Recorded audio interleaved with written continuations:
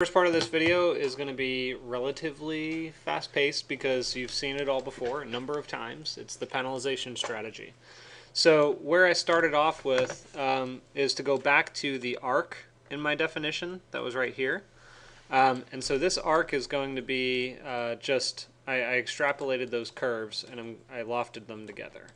So feel free to make a wireless connection for this sort of thing. I don't know that I necessarily need to right now. I'm just going to make this one generically wireless and then move it.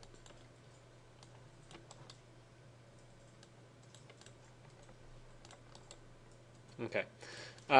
So with this lofted surface, the key is once I panelize it and I take my subdivided edges and create a straight surface between them, the fact that this surface actually lives exactly in line with my slab is going to pose a problem. So I'm going to offset this surface first. Under Utility, Offset, plug this surface in. I'm going to just basically put a numerical slider. I don't know if it's going to go positive or negative, so I'm just going to say -10 to 0.00 to 10. And let's see, positive goes in, negative goes out. Actually, 10 is like a massive number. I don't know why I did that, but anyway, so it should just kind of sit off the edge a little bit like this. Shouldn't really pose too much of a problem to just pull it, 6 inches to a foot off. And then it's the same subdivision strategies we've been using since the beginning, really. Let me turn these off too. Boom. That. So the subdivision strategy is to just do your, triangle of wonderful things with isotrim, and with domain, divide domain squared, right? You've seen this a number of times. You're just going to connect the surfaces in and then connect your domain to the domain input and then change your sliders. Oh, you know what? These are, yeah. Okay, so one of the important things to be aware of is that the surface itself should be subdivided in such a way that each of these lines actually aligns with the slab, which is easy to do with the particular setup that I have right now, because right now my facade only stretches from the second floor slab at 15 feet high to the top. So what you notice here is that for the difference of that being 15 feet and the rest being 12, you either have to account for it in spacings of lines using parameters, or you can account for it using, basically breaking it up like this. You do your first floor as a separate definition, essentially. Same drivers, but a separate definition. So the number of subdivisions here, I'm going to change this to 0 to 15.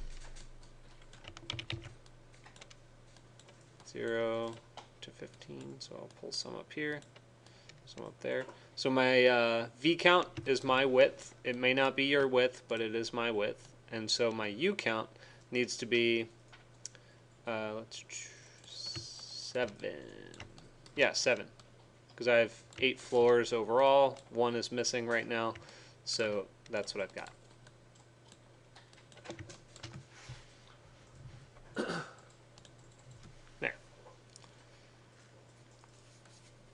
Alright, so then the panelization part. The panelization part comes in by deconstructing and then grabbing the 2 rails, remember that part, and then you loft them together, or ruled surface. So I can go to Surface, Analysis, Deconstruct BREP, and then I'll have to list item in order to get the proper edge that I want. So I'll go to Set, List, List Item, grab this edge, slider from 0 to 3, plug it in.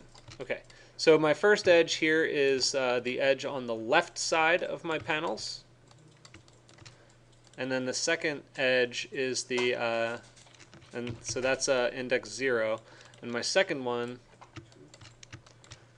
will be an index value of not 1 but 2. That'll be on the right side. So at this point, I want to bring up something that I just realized here that is kind of difficult for you to see up there on screen. But when I did this offset, it actually, my surface encroached upon the thickness of the frame itself. Okay, so there are a few ways of addressing this, and in fact it's because my slab is a bit of a problem too. There are things that we'd have to do to correct these errors kind of later down the road, but just be aware of that problem. And if I wanted to just reduce the width of this and still use my offset, I could reparametrize it.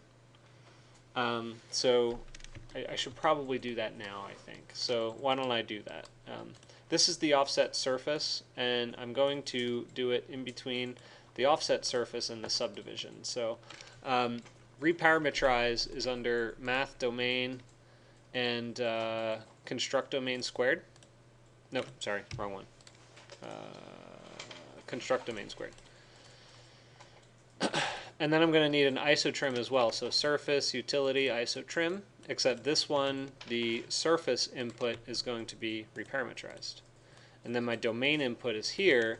And so what you'll have to pay very close attention to, which is very, very difficult to see up there on screen, is I need to pull the depth in to about here, because that's where my rail, you can kind of see the... Let me see if I can turn some more lights off. You guys want that? It'd be easier for you to see.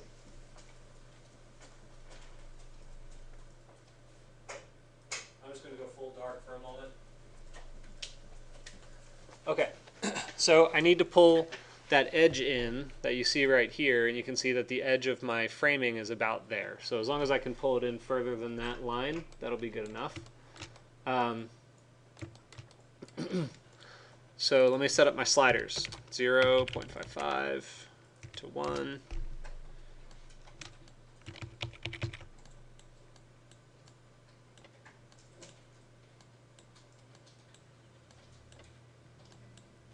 I'm just going to default to 1 and 1, or 0 and 1 for these. So the Umin, as I move that, is not in that corner.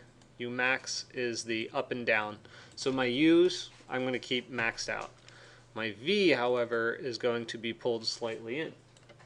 And so 0.3 did the trick, so I'll pull 0.3 on the other side. And yeah, so that clears it, right? So it gives it just a slight gap in order to clarify the actual positioning of the panel. Okay, so anyway, this overrides the connection now to my surface and my surface divide. And now we're off to the races here. So let me get back on track with what I was doing. So I have edges on the left, edges on the right, and I need to loft these together or ruled surface them together. So why didn't loft for it work for us last time? Didn't we say loft didn't work for us before? But it seems like it's working. Anyway, I'm going to loft it. Loft is more reliable as long as it works. So we have this X problem. So the X problem is corrected by doing what? Anybody? Wait, what? How do I correct this Xing problem where it crosses over when it lofts?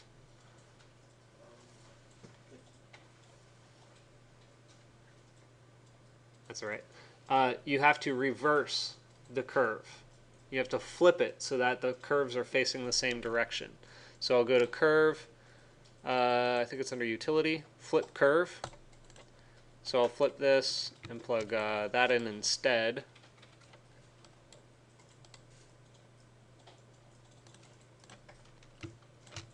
There you go.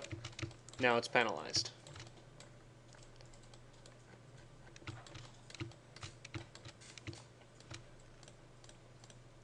Any questions?